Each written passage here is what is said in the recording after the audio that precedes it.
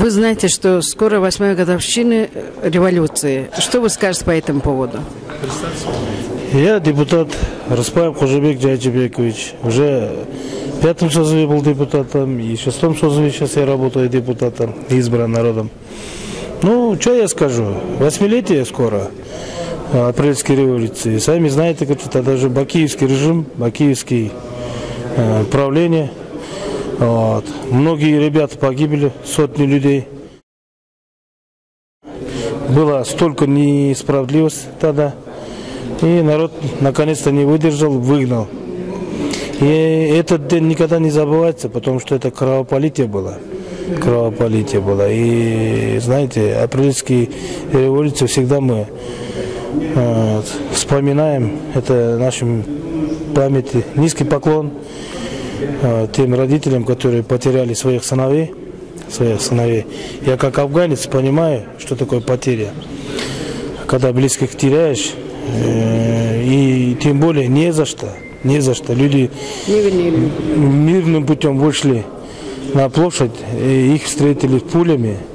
Это очень обидно. И, честно говоря, несправедливо. И несправедливо. И люди вышли и свернули. Вот. Потом пришел Алмаз Шаршенович, вот, работал. У нас была стабильность, и до сих пор стабильно. И пытались, когда Алмаз Шаршенович на пост президента пришел, когда он был премьер-министром, я был депутатом, тогда тоже пытались. Третьи лица.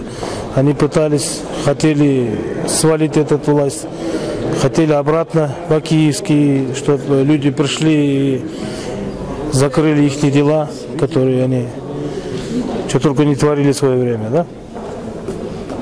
Вот. И я думаю, и 8-летие, и 9-летие, и всегда, и 10-летие юбилей будет. Будем помнить, будем уважать тех ребят, которые жизнь отдали, их близких.